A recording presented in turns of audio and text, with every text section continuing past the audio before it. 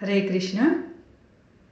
ధనుర్మాస వ్రత దీక్షలో భాగంగా నిన్నటి వరకు మనం వీధిలో ఉన్నాం.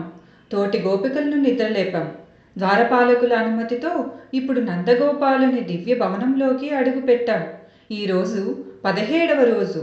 ఈ పాసురంలో గోదాదేవి శ్రీకృష్ణుని కుటుంబ సభ్యులందరినీ, అంటే తండ్రిని, తల్లిని, అన్నను, తమ్ముడిని వరుసగా నిద్రలేపుతున్నారు. ఇందులో మనకొక గొప్ప పాఠం ఉంది. మనం ఏదైనా పని కోసం పెద్దవారి ఇంటికి వెళ్ళినప్పుడు నేరుగా మనకు కావలసిన వ్యక్తితో మాట్లాడకుండా ఇంట్లో అందరినీ పేరు పేరున పలకరించడం మన భారతీయ సంస్కారం. అదే పద్ధతిని ఇక్కడ ఆండాళ్ తల్లి పాటిస్తూ నందగోపాలుని దాతృత్వాన్ని, యశోదమ్మ వాత్సల్యాన్ని కీర్తిస్తున్నారు.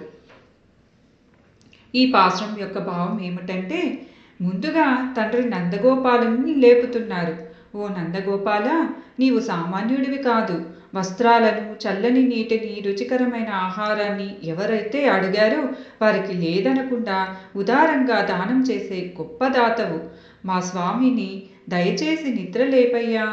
ఆ తర్వాత తల్లిని, తీగ వంటి నాజూకైన స్త్రీలందరికీ శిఖరం లాంటిదానా, మా గొల్లకులానికి దీపం లాంటి ఓ యశోదమ్మ, నీవైనా మేల్కొని మా గురించి తెలుసుకో తల్లి. ఆ తర్వాత పరమాత్మను వామనుడిగా వచ్చి ఆకాశాన్ని చీల్చుకుంటూ బ్రహ్మాండమంతా పెరిగి లోకాలను కొలిచిన ఓ త్రివిక్రమ శ్రీకృష్ణ, ఇంకా నిద్రపోవద్దు, లేవయ్యా.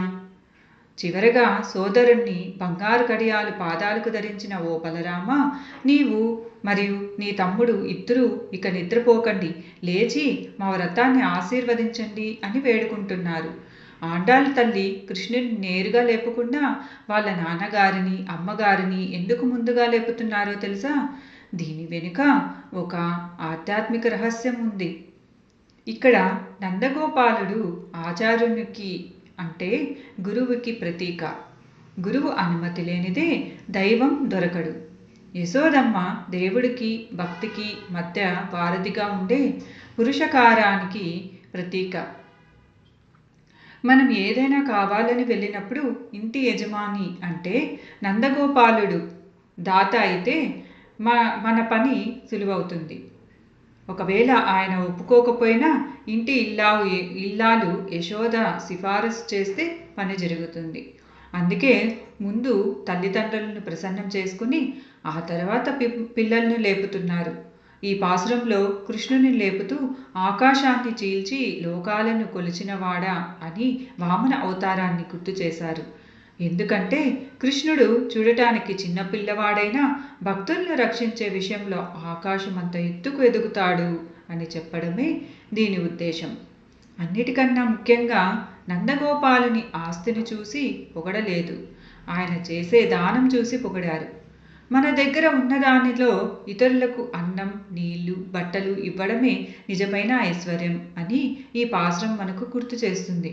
ఈరోజు మనలోని స్వార్థాన్ని విడిచిపెట్టి నలుగురికి సాయపడే బుద్ధిని ఇవ్వమని ఆ దేవుడిని ప్రార్థిద్దాం. శ్రీ గోదాదేవికి జై. హరే కృష్ణ.